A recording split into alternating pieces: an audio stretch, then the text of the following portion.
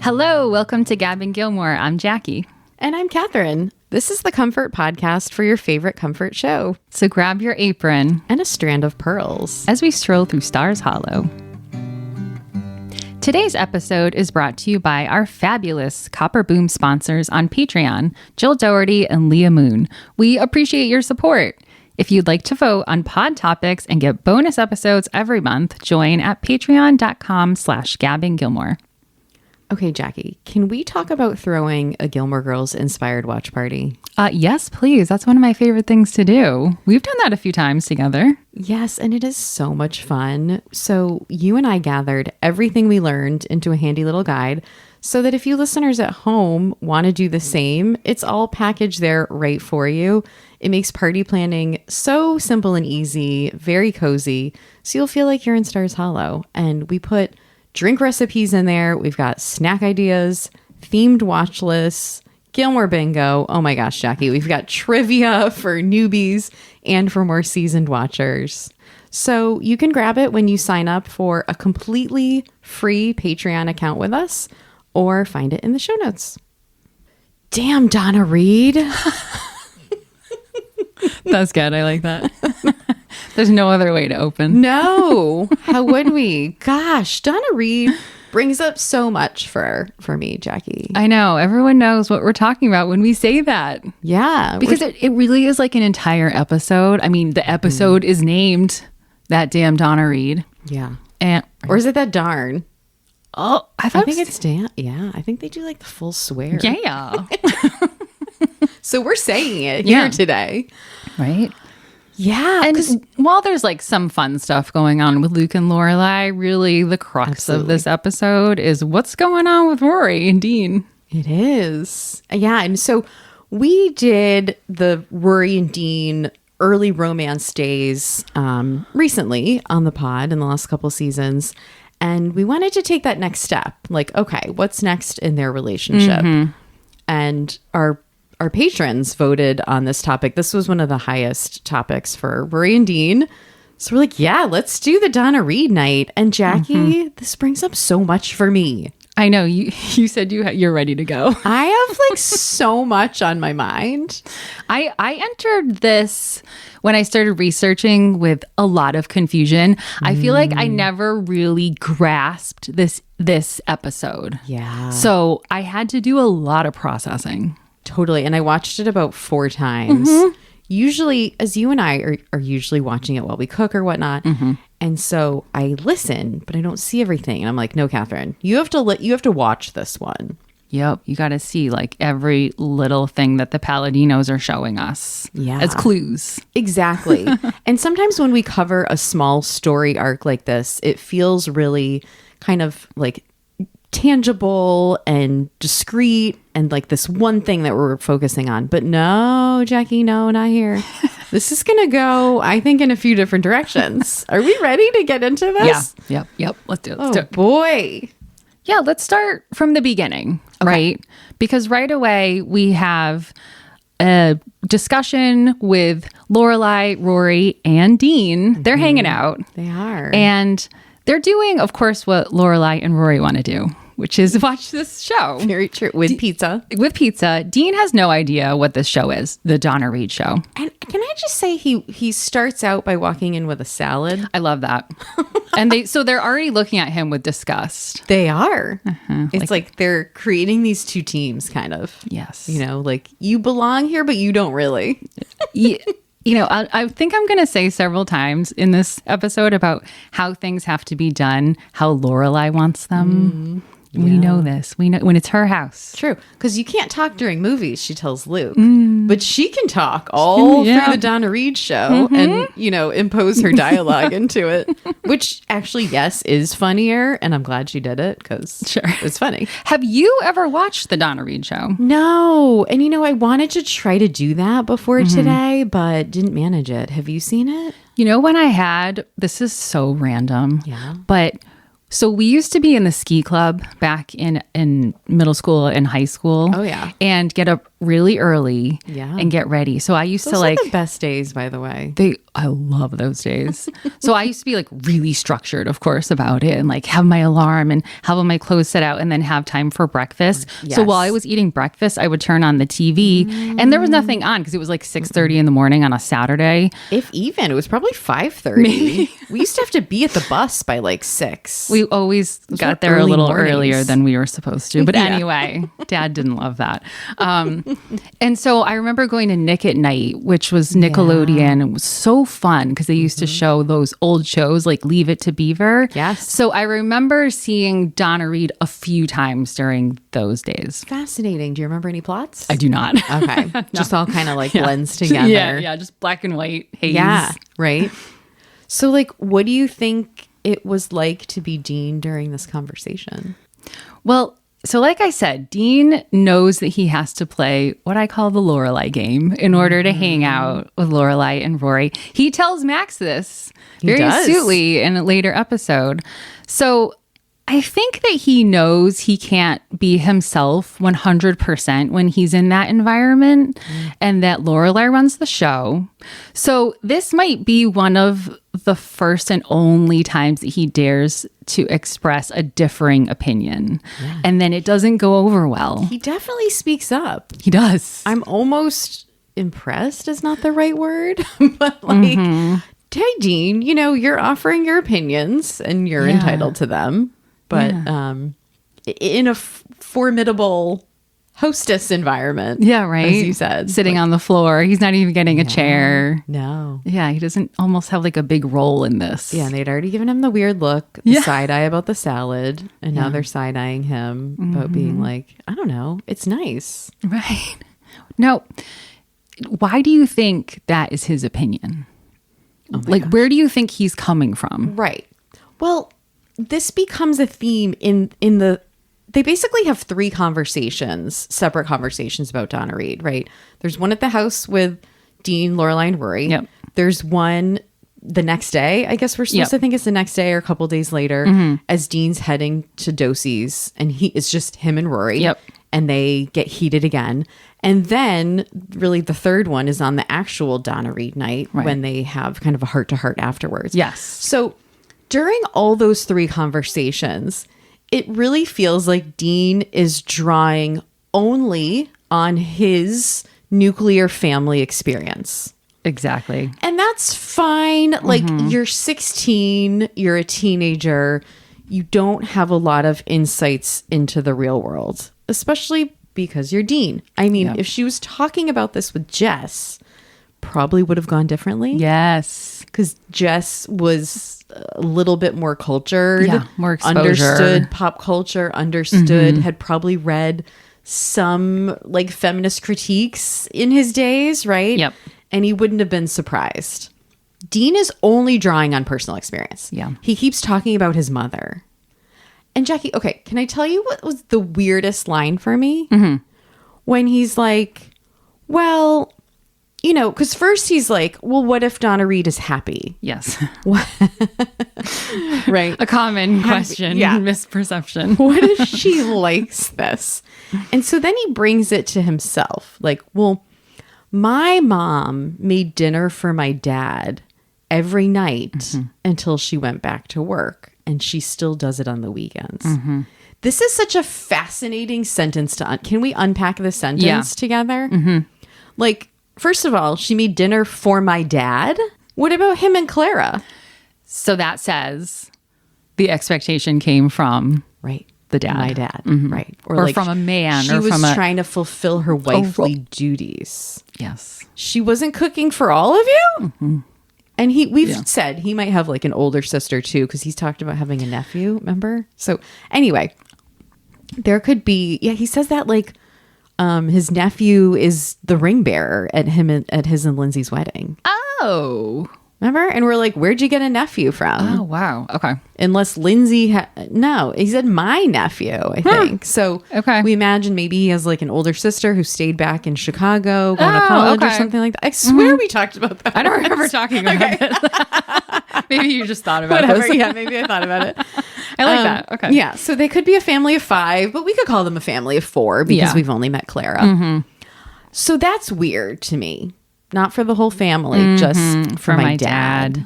Yeah, I mean, he's definitely coming at this from, like you said, he's lived in a very standard family with this, like a mother, a father who are heterosexual, and the 2 or 3 kids, and white, that's suburban, all he knows. Yeah, a middle class. Maybe she didn't work for a bit, but she has a part-time job.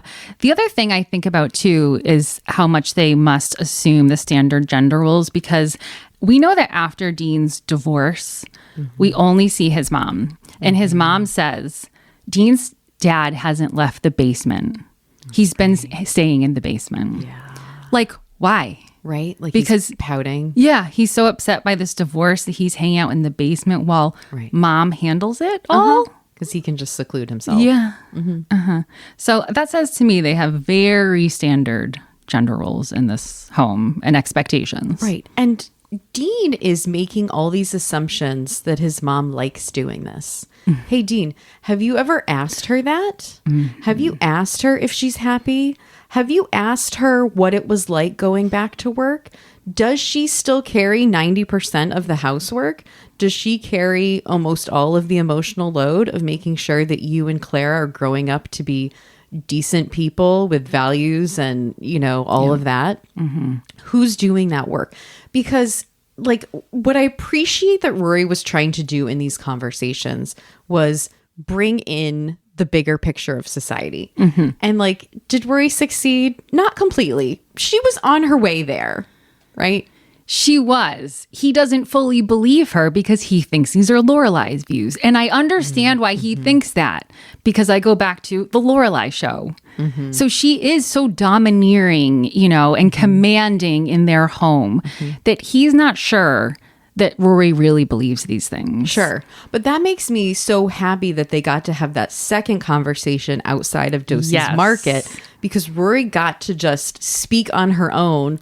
Lorelai's not there. Is Lorelai influencing her from afar? Right, sure, maybe, because they've probably had these conversations years and years in the making, right? But she's able to express herself without Lorelai there. And it makes me happy that she gets kind of heated too. Don't you remember that feeling at that age? God, like when you're young. I remember even in my first, you know, like boyfriend girlfriend relationship at that age, trying to understand, like, wait, I have values that are different from your values, and I'm in love with you, you know, in this like teenage love. Right. And I think you're so cool. But all of a sudden, I'm kind of like, wait a second. Yeah. You were raised differently. Right. You know, and I remember like kind of observing his family and realizing that kind of like Dean, like people are raised differently. Yeah. And maybe we don't share values. And what does that mean about this relationship and about you as a person? Does that mean I can still like you? Can I still love you? Does this have a future or not? And all of this like going on in your head, it's a lot to contend with as a 16-year-old. It is, because he, you know, Dean can say, well, I love you for who you are. You know, I'm not expecting that. But also, are you? You know, like, and I do believe at this point in time, he loves Rory for who she is. Yes. He does. He admires the fact that she wants to go to Harvard. He admires the fact that she's at the top of her class and is a bookworm. But is she the right person for him?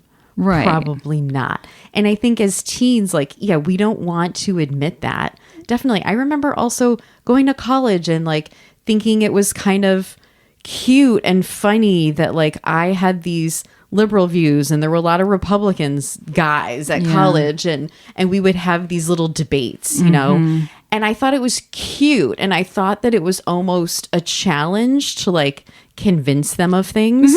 I wasn't mature enough to say, tell me why you think that. Yeah.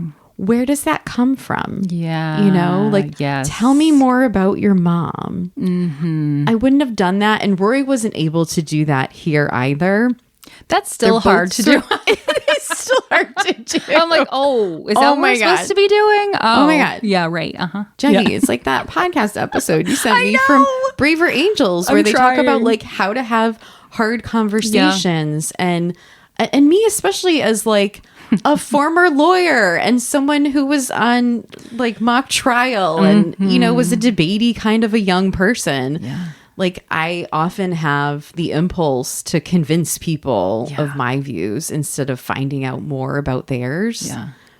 And especially as a teenager, I mean, like Rory and Dean neither of them are really in the place to do this. No. To find out more about what the other one is thinking. Yeah. And that's okay. Like, I think this is a really healthy part of young love. Yes. It needs to happen. It's a healthy part. And like you said, Dean does think highly of Rory.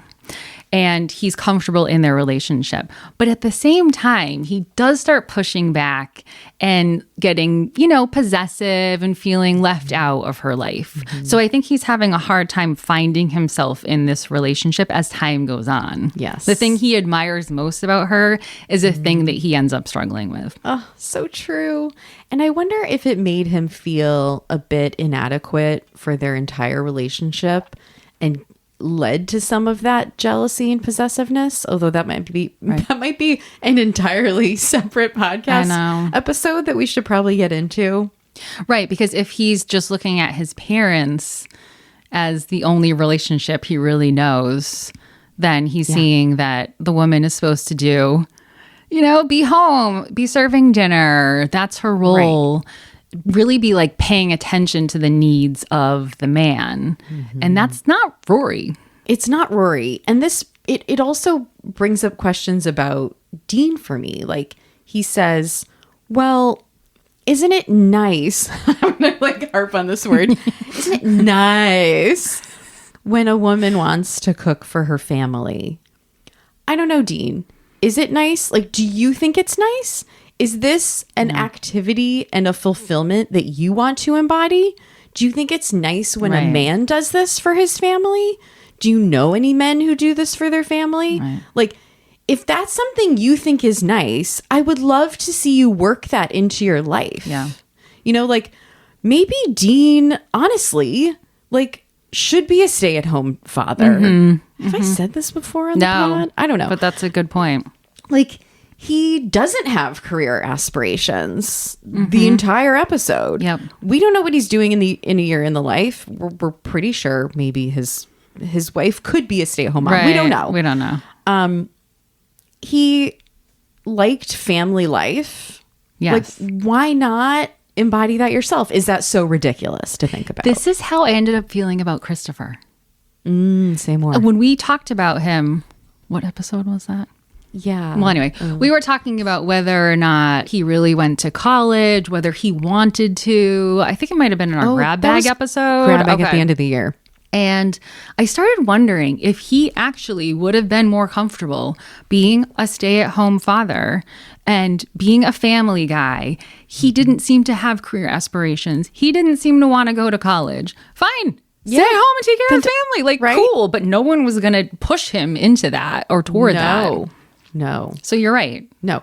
And Dean was probably learning messages left and right that his value was going to be determined by his ability to provide money for his family. Sure. This is maybe his dad either said it outright or just modeled that behavior. Absolutely. And it's too bad Dean didn't have any other choices. Like I could see him, coaching his kids' sports leagues and like being on the PTA and stuff. Why not? Why not, Dean? Back to the dinner thing too. Feeding your family, if you choose to have children, it's something you are obligated to do. Right? Somebody has to do it. Can we just talk about the fact that I loved cooking before I had a child? Yes. Okay. And honey, if you're listening to this like in a few years, I love you so much. But like, it's not fun anymore when you like have to do it every single darn day, multiple times a day. I say this all the time that I love to cook, but making dinner is a drag because it becomes a has to be chore. on time. It has to have nutrients. You know, there's a lot of pressure around it. It has to feed multiple people who have different tastes and like Exactly. different things. Right. It's a huge challenge. It's a job, and it's one that has to be done multiple times a day. Like in the fair play world, this is what we call a daily grind. So if you're taking on, like if you're weighing meals for the family against mowing the lawn, they're not even in the same plane because one gets to be done every couple of weeks. Yep. Whenever you want on your schedule. You could do it early in the morning. You could do it on your lunch break. You could do it after work. Right. You could do it at night before the noise laws kick in. No, feeding your family, you have to do it at least 3 times a day. Yes. You have to feed your children. And when they're little, they have snacks all the time. So it's really more like 5 times a day. It's not nice. No, it's not nice. It's something that you're like contractually obligated when you have these little beings. right? It's just a duty. Yeah. So like who's going to do it? No. And you didn't even mention like the grocery shopping and the then planning. keeping track of like what is out, what do we need? Right. Yeah, all of that. It's Clearing out the fridge. Yes. I've had clients before who said like, I don't know why, but I just had a breakdown when I was clearing out the fridge because I'm the only one who ever does it. And it was just, you know, it was too much. That's when I lost it. Like I'm tired of planning, right? Like meal planning, Yeah. figuring out what's in the fridge, cleaning it out, and then making sure we have enough food, and then meal prepping and yeah. making the meals, all that stuff. So I think we can say that it's Dean cyclical. has never thought about any of this. No. I think we can be pretty certain. And you know what? And it's funny because like Lorelai decided that she was going to feed her child, of course, but she was going to do it in her own way and not with cooking. She figured out an alternate way. Right. So good on her. She's still feeding Rory. Exactly. And because that sometimes that frees you up for other things. Like sometimes when I know we're having leftovers for dinner, I'm like, oh, maybe I'll make like a little fun snack, you know, like a muffin or a bar, like something I actually want to do. Yeah. Whereas that just, no. You can't. On a daily basis, No. that's usually not coming out, that desire. But anyway. Now, why do you think the Palladinos had him say, this is outside of Dosie's in that conversation, why did he say the oppressed housewives comment? Yeah. I think he was still feeling a little bitter about the conversation and that it was unresolved and maybe wanting to bait Rory a little bit to have the conversation. What do you think? That makes sense to me. I was still trying to figure that out because he's saying on the one hand, it's nice and my mom does this. And now you're going to call the people who are coming in and doing this nice thing that your mom does oppressed housewives. And in a way, though, while that's very judgmental, it's also kind of true. Dean, if you want to dig into what does oppressed mean, you could actually do some research and figure that out. Right. See, I think he was putting air quotes around oppressed housewives. Like, oh, those women you and your mom think are oppressed are coming into Dosie's. I don't think he actually believed it. I like that. I think he was air quoting them. Okay, sort of. That's how I read it in my mind. I like that. Yeah. Because otherwise it doesn't make sense to me. Yeah, no, I don't think he's saying it So genuinely. It's the baiting of Rory. Yeah. It's like, oh, you put a name on this thing that I don't agree with. Okay, that makes sense. Yeah. Thank you. Sure. I mean, I'd be curious how others view it. But okay. yeah, so let's talk about that conversation. Yeah. And it gets heated pretty quickly, right? And Rory's like, oh, that was pretty pointed. It does. Yeah. What did you think about their conversation? I mean, yeah, as I said, like they're both just kind of sharing their own perspective, not really listening to the other. But I think they both feel bugged at the other one thinking they're not hearing me. Yeah. You know, because Dean's doing this thing where I think he's annoyed with Rory because she's making these broad generalizations in his mind and not considering specific people and individuals and like things that he knows, quote, to be true in his own life. And then simultaneously, she's annoyed at him for not being able to see the bigger picture beyond his nuclear family that isn't necessarily reflective of the entire world. Right. Yes. Yeah. What do you think? Well, again, kind of like I said before, that when you're realizing in a relationship that you come from two different places and two different families and you were raised differently, and you're sort of realizing that, and you're like, your way isn't necessarily right. But then the person is calling out the way that you were raised, and you almost feel like you have to defend it. So it's that strange, like, just realizing that things are different than you thought. True. As a 16-year-old. Right. And maybe the world is a little bit bigger out there than what you knew. Yes. So I give Rory credit because she's sort of trying to explain how the perfect hair and the perfect clothing and getting the dinner on the table by 6 o'clock when the husband gets home were all these societal expectations. And then of course I would love if Rory could have brought it out even one more level or brought it up one more level to say, like, these are societal forces here that are shaping the Donna Reed show. Like, women couldn't get credit cards in their own name until 1974. You know, they couldn't get a business loan in their own name until 1988. You know, if you're doing the math about they were born in 1984, like, his mom could have been like 30, 35, whatever, when that was happening. What does that say if she was maybe a 23-year-old who wanted to open her own business? Like, it wasn't even a consideration. You had to have a male relative co-sign it with you. What does it say about what Emily Gilmore wanted to do? You know, she was probably 30 years old at the time that she could get a credit card in her own name. By that point, she had already built up all this, you know, she was linked financially to Richard in all kinds of ways. We even had, back in the 90s, I recall there were some girls in my graduating high school class who were not allowed, they were allowed to go to college, but they were not allowed to go away. And there were... By their families.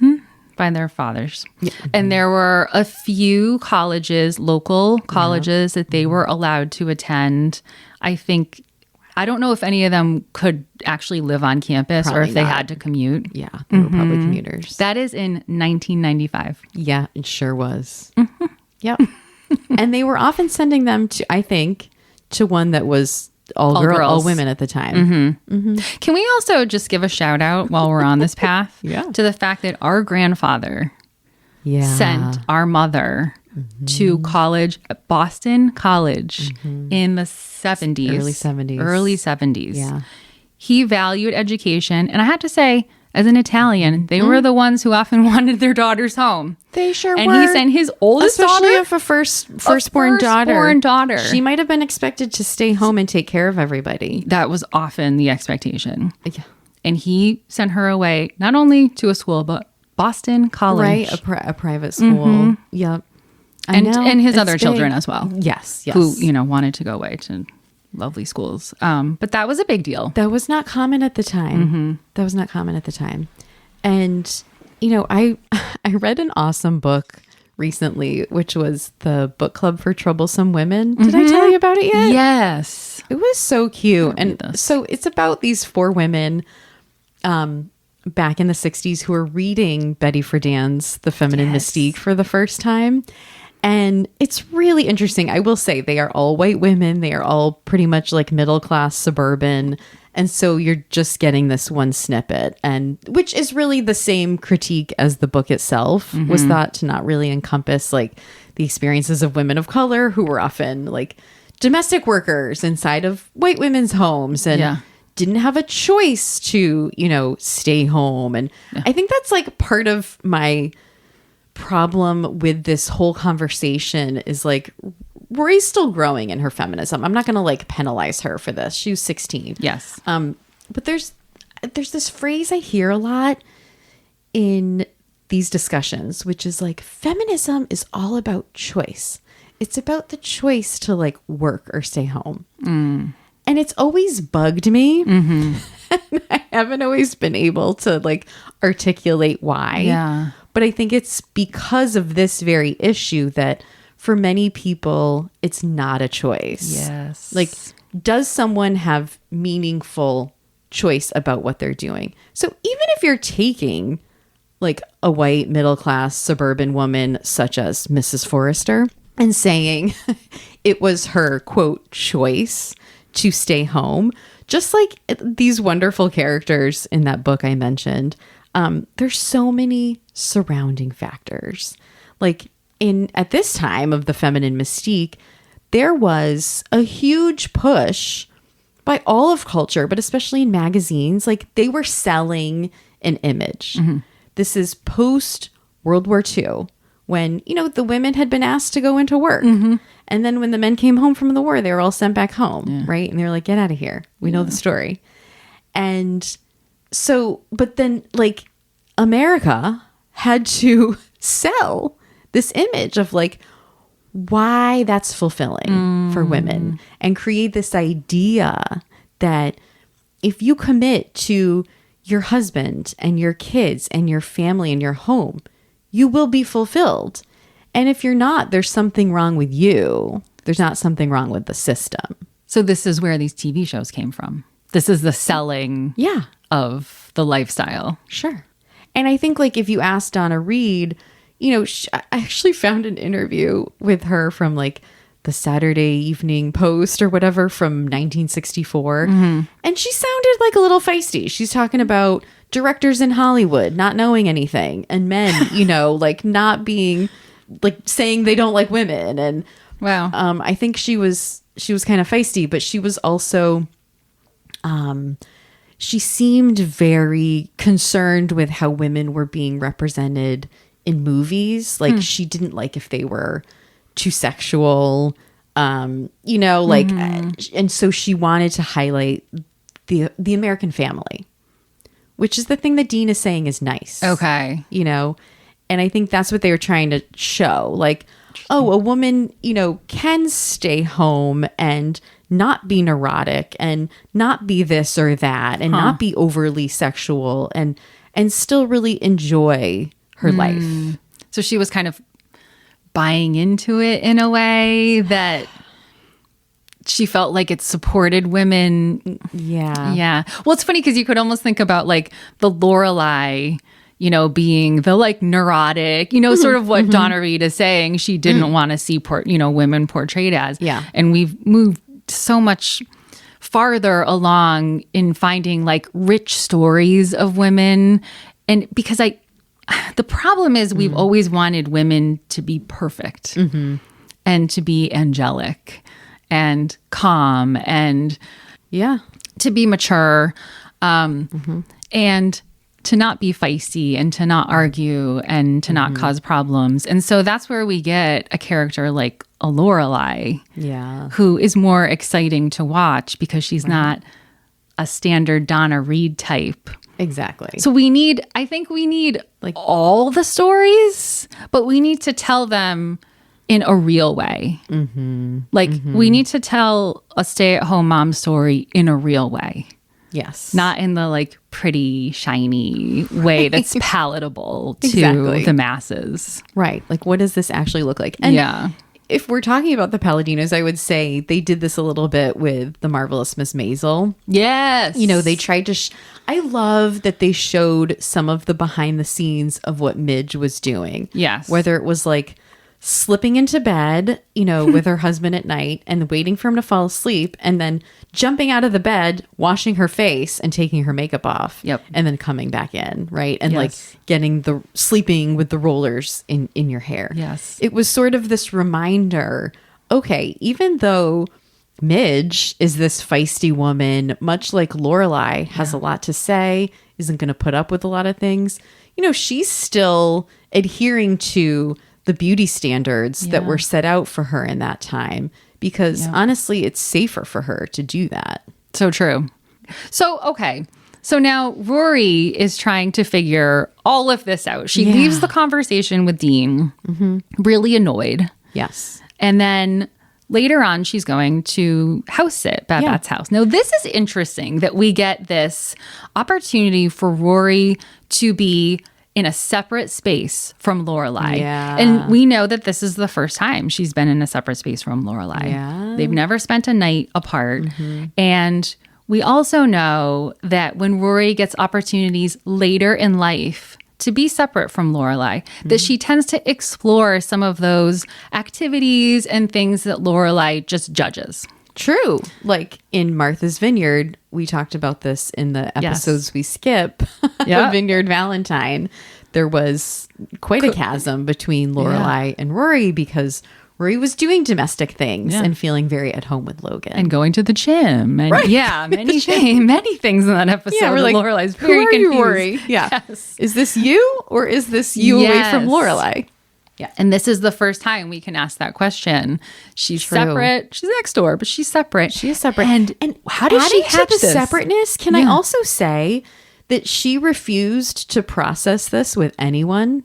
So she comes home from school and after having the fight with Dean and Lorelai's like, what's wrong? She will not tell her mother. She doesn't. She's like, I'm just, I had a long day. I had a bad afternoon, but I'm going to try to fix it. I'm going to fix it. And Lorelai being very sweet. She's like, well, call me if you need a rent or anything. I was like, oh my God, can I remember that line when my daughter is a teenager and I'm trying not to like interfere in her life too much, but like, I'm helpful. I'm here if you need me. I love that. It is good. Anyway, and then she goes to see Lane to get the music. Does she tell Lane what's going on? No. She refuses to verbally process it with anyone in her life. It's not her. It's not her way. It's not. So she's keeping this separateness that you're talking about. This has come up so many times about how she keeps things internal and processes them herself. And so how does she process? By doing research. Of course. What's funny is we see her sitting on the couch at Babette's. Yeah. And it seems like she's trying to proceed with life as usual and study, and she just can't. She calls Dean. She does. And he's not there. And then it's like light bulb. Yeah. She goes somewhere. Yeah. And we don't know where she goes after that. But clearly she's putting this plan into action. So I mean, how do you think like before Lane's house? Yeah. Where did she get this idea? Where and why? And I was like, where did she do the research, first of all? Babette does not have Wi-Fi. No, she had to go to the library. Like, what library? Did she do this at Chilton during the day? Or did she do this after she got to Babette's house? I know it's a very small detail, but I think the research is what spawned the idea. And so I'm wondering when that happened. Yes. And she had printouts too. She did. I was like, where'd you get the internet and the printer? It's gotta be school. Yeah. Or the Stars Hollow Library? I know. And I'm like, what time is this? 5 or 6 o'clock? Yeah. Yeah. This is quite like she jams in a lot here. She jams in a lot. Mm-hmm. Yeah. In typical Gilmore fashion. Sure. Their days are so long. Comes up with this. They have so many hours. Yeah. So where does she find the outfit? Uh-huh. All right, so we're going to talk about the things that annoy us first. Sure, yeah. And we'll just get it out of our system. Let's do it. Okay. Yeah, where does she get the outfit? The dress. I'm thinking like Miss Patty has a closet somewhere of costumes and... Right? I mean, we know nothing about Babette's past. No. They do not have the same body type, even if like Babette in younger years, like she's like 5 feet tall. So I can't imagine them like sharing a dress. Always busty. Can I just say busty, that? Yeah. I don't. But anyway, it's got to be from Miss Patty. It fits her perfectly. Or like a secondhand vintage shop in Stars Hollow. They could have one. Where does Rory get money? Does she have money? Oh, from working at the inn? But like, does she really work at the inn? We're bringing up a lot of questions. I know. This is the stuff that bugs us. Okay. Then she also has to... She gets that out of nowhere, yeah. And she has cute to buy orange the food. shoes that fit, too. Oh, yeah. Mm-hmm. And she has to buy the food. She More does. expense. I was thinking about that. The food kind of bugged me, too. I'm like, how does she make a steak, green beans, potatoes, and the jello stuff? I mean, I guess she could mostly get all of it in a trip to Dosie's, except for the meat. Because she does say the potatoes came from a box and the beans came from a can. For sure. I was like, okay, that's a little more realistic. And jello. Like, none of that is too bad. Yeah. And you can get, like, inexpensive meat. I think he would have had it. You think Taylor had the meat? Yeah. I don't know. I think she went to that cuts. butcher that Lindsay went to. I don't know. That's the expensive meat. I think Taylor has, like, the cheaper meat. Yeah. Okay. But then she has to prepare the food in a house that's unfamiliar. I know. And not really knowing how to cook meat. Right. Has anyone ever taught her that? I don't Lorelai think so. doesn't know how to cook meat. Like you said, no internet. No. And she won't ask anyone for help. No. And he says it's good. Yeah. So. But you know who she would ask for help is the butcher, but she wouldn't ask like Lorelai or Miss Patty or Lane how to cook meat. No. But she would ask a rando. True. Yeah. Okay. That's the stuff that bugs us. Yeah. Okay. Anything else?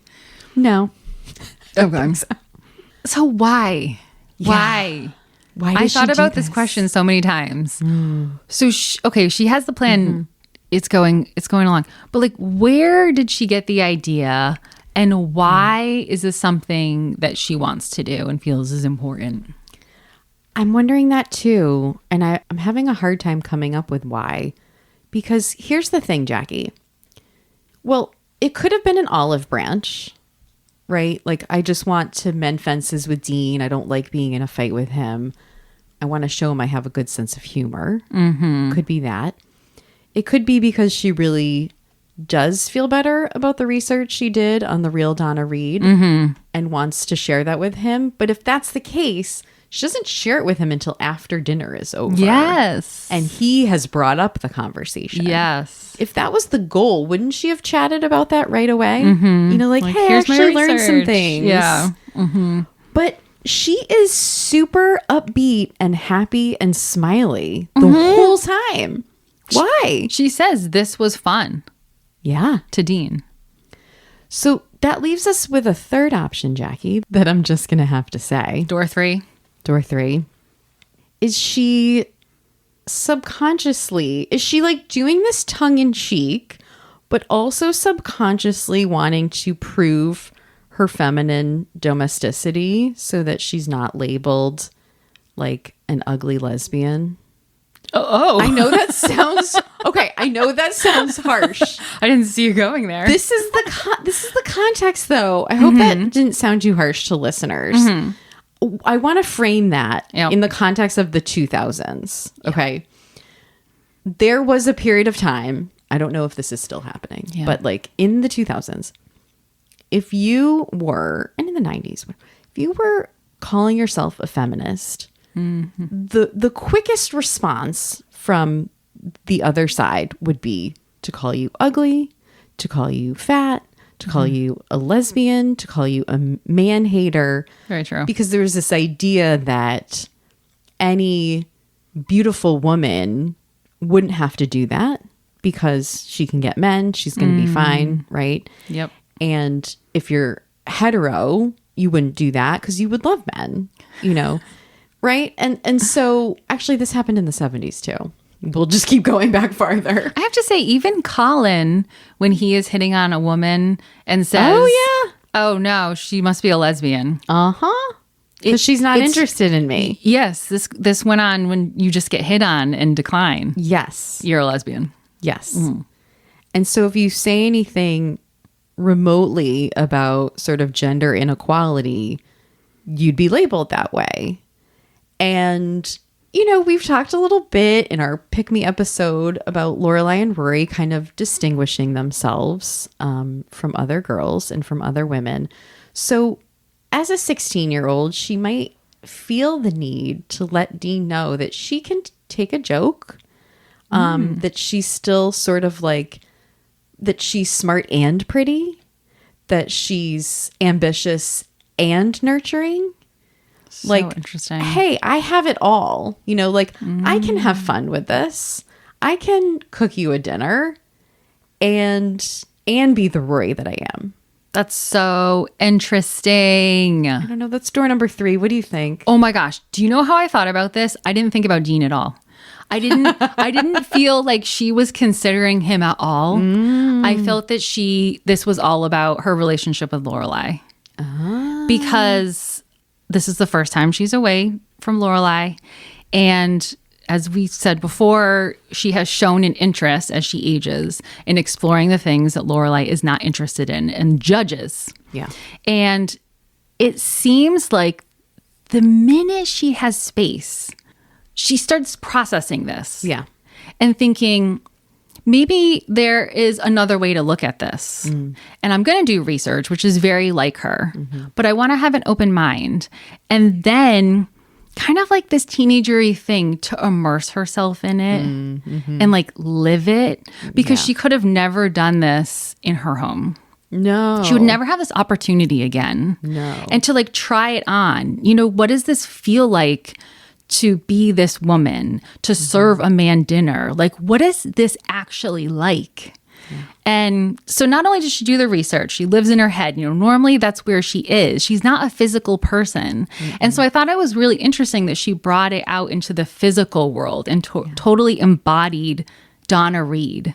You know, like, what does it feel like when Dean is coming over a certain time and I have to have the dinner on the table? Right. And I'm not doing my homework and, you know, things like that. I mean, so I wasn't even thinking about Dean. I was thinking about her relationship with Lorelai. And it's her first time, like, individuating. Yeah. And just trying on. It's almost like what you're saying, though. It's like trying on a different persona, but for like, does different this work? reasons. Yeah.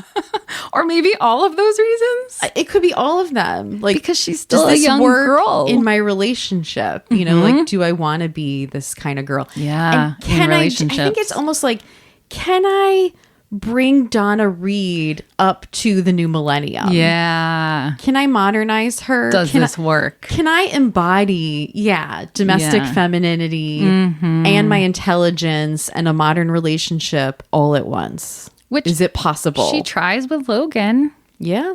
It's funny that Logan was more into domestic tasks. I love that he cooked. Yeah. That's like one of my favorite things about Logan. Yeah. He knew about the house. Like, he just felt like more in tune with those things. He was more adult. Yeah. And not just in age, but in maturity. Awareness, maturity. Yeah. But anyway. That's so interesting. Because can I add to this whole conversation is that once I watched a really interesting TikTok about Love is Blind, and I will try to credit I'm going to try to find this video and credit the creator because it was a really interesting philosophy. I watch Love is Blind. Me too. And you do too, right? Most of the time. Have you watched all of them? I think I only didn't watch season 1, which is weird. Oh. We have like a little family chat about it too. We do. With It's our so cousins. fun with our cousins. Oh my gosh. Thank you, Melissa and Katie, for getting me into it. But there's this theory because depending on the city, depending on a lot of things, there are still shockingly a great number of young men and women in their 20s and sometimes early 30s today who are volunteering early on in the pods that they want a marriage with traditional gender roles. I think if you pressed 9 to 10 of them about what that means, they wouldn't be able to articulate it right away. And so, like, I always want to go on the show and be like, can I interview everyone? Yeah. Like, have a conversation with them about what that means. Then why are they saying it? Exactly. So this creator was saying the reason they are saying it is because it's a way to prove their attractiveness, because these men can't see them. And going back to my theory again about feminists and how they look and what, all of that, it's a way to say, I am pretty because I like traditional gender roles. Ooh. I am not an ugly feminist. Wow. And so you will know that when I tell you this, because there's no other way I can prove it to you with the wall in between us. And I was like, that's a really good theory. I mean, it also just makes them more palatable. I've experienced this in life where it's sort of like, oh, the men don't want, a woman who speaks up. Or they don't want someone who's pushing back on norms and stuff like that. Yeah. And you feel like, ugh, I'm this troublesome woman, right? Like, they don't want that. And so it could be exhausting in the dating world, I suppose, today to feel like I'm not going to find a man unless I say that. My husband likes my feistiness. I will just He sure tell you does, that. Silent Bob. And it's not lessening as I age, it's getting more. Oh, heck yeah. Heck yeah. Sure is. No, that's a fascinating and sounds like very valid hypothesis. Like that makes a lot of sense. Because then when you get out of the pods, not to go on too long about Yeah. Love is Blind, but like the women who say that, it's not always that true. I know. And then you see kind of like the fights that they have and you're like, Yeah. okay, you guys did not work this out in the Yes. pods. You did not talk about what this means. Like there was this woman who had her own multi-million-dollar business and she's talking about wanting traditional gender roles. I'm like, She honey, didn't she? what does that mean to you? And then she later was like, I really don't like to be home a lot. Usually I'm like flying around, like going on vacation. I like It's to travel and go out to lunches Yeah, with yeah. my friend and like, that's not like super that's traditional. not Just traditional. fine. Right. Like, Just enjoy. like be who you are. Yeah. So somehow we still know that that's not palatable to finding a mate. Yeah. It's like how I've heard men on dating apps are saying they're more liberal than they actually are because they know women aren't going for it if they admit it outright. So anyway, We can sniff you out. it only takes a few questions. So we have, that's like 4 options for why Rory did this. So, okay, so how do we think that Dean perceived this? Like, what do we think he took from this night? He took this as an apology. Ooh. Did he not? This was an apology in his mind. I think that I thought that he saw it as a challenge, questioning his earlier comments. And that's why he says, I don't need you to be Donna Reed. I don't expect this. You think he looked at it as a challenge? In what way? That she was like showing him, okay, you like this? Here it is. I'm gonna be it. Here I am. Okay, do you like this, Rory? And yes, she was not sarcastic about it. She didn't have an edge at all. She was very fun and flighty and fun-loving. Cheerful. But still. And he did like it. He sure did. But then I think he's like processing this, like, what am I supposed to say here? Yeah. He's thinking through, like, what does this mean? And what am I supposed to say? Right, what's the correct answer? And he's like, thank you. Like, this meal was amazing. I've never had someone make food for me, a dinner. Like, this is great. And then he kind of realizes he needs to say, I don't expect you to be like this. Yeah. Is that the right thing? You know, he's like, right. Did I love get it you right? for who you are. Yeah. I don't know if he saw it as an apology. I do, because I mean, I feel what you're saying. Yeah. And there's a lot of validity to that. It's just like, why else in his mind would she be standing there super cheerful? Yeah. Like in this, petticoat dress that flares out, saying like, I've cooked you dinner. But would that like be meant to wig him out in a way? Like, you know your usual Rory, and now look at me. I look like a peach. Right. Do you like this? It's like it was. He was looking at it as like, oh, she's telling me that she probably overreacted a little bit about our conversation, fascinating. that Okay. it's just a television show and that she can have fun too. And she's not as uptight as I'm thinking she is. All right. We need people This to whole weigh like in on this. uptight thing. I think she was trying to prove like, I can have fun. I can be lighthearted about this stuff. Like, Fascinating. I know it seems like I overreacted about my feminist ideals, but I'm fun too. Does she desire to show that she's fun? But we're saying in the context of like being young in your first relationship, that there's a pressure, whether you don't know where this comes from. It's just like pressure that you understand as a girl to know that you're supposed to be fun. I think we kind of thought Rory was like immune from that. Lorelai is fun. But and Lorelai is too much, like in some people's minds, Because she's not apologetic for her behaviors. Exactly. When she gets mad or yells at people, she's not that apologetic about it. No. And we're told as girls that we're not supposed to be too much. And Rory never is really too much, you know, Lorelai in is, like society's standards. considered. Maybe this is my frustration, Jackie, with the whole thing is sort of like, where do they land after this? And like, did they process this argument enough to move on? You know, like they have that heart to heart when he pulls her in on his lap at Babette's house, right? And you think, okay, like they both sort of showed a little bit of vulnerability, spoke a little bit honestly. He says, you know, I don't need you to be Donna Reed. I love you the way you are. She just says, well, I had fun with it. Yeah.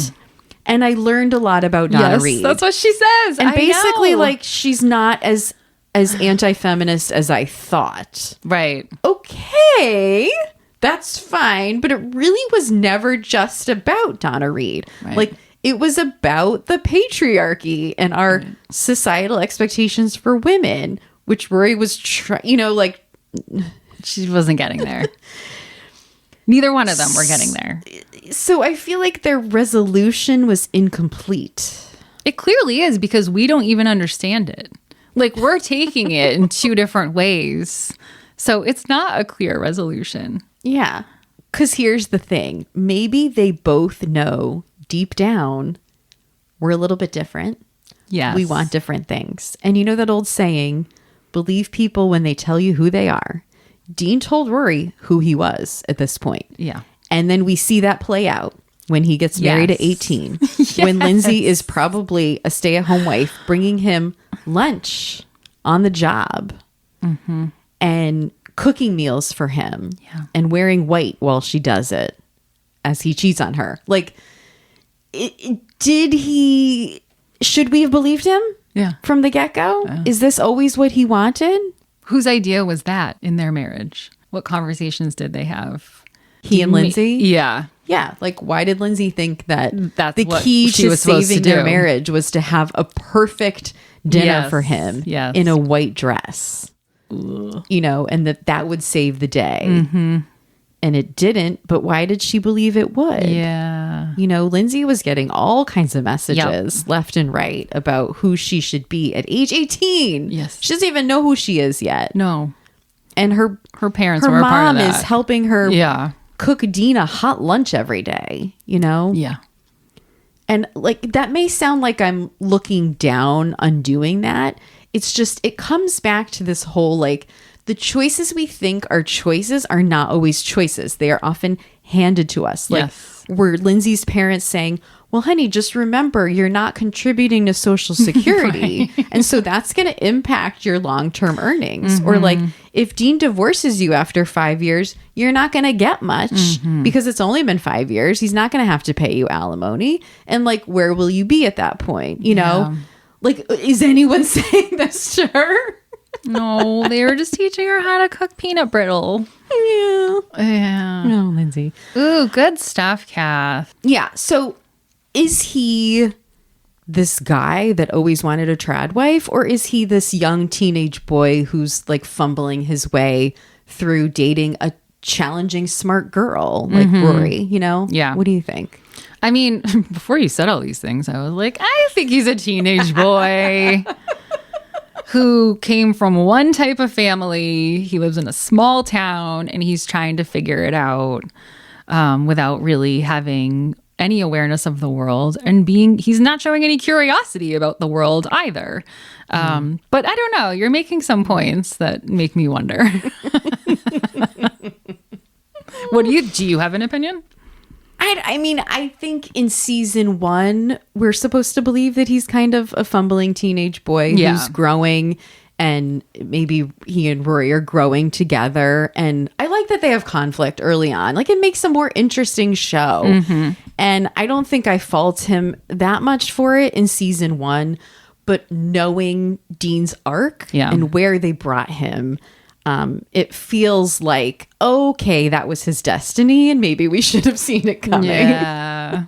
Like, he and Rory were never really meant to be. They always wanted different things. Yes. And so they made him be this small town boy, You know, a little bit more humble, a little bit more, you know, less cultured when you compare him to someone like Logan. And ultimately, that's not what she wanted. Yeah. I don't think that's the worst thing, to have some of those early relationships with people that really don't suit you. Yeah. Because you learn a lot from those as a young person. Totally. In high school, and sort of like if you have a safety net of like a family and, you know, those type of things where you can fall back on, it's not the worst to process some of this stuff. Totally. And figure out like who you are and ask questions. It is. And honestly, if I'm sounding like I'm on my high horse today, I just want to like, let me share a story that will ground this and maybe make me more relatable, which is that Relatable.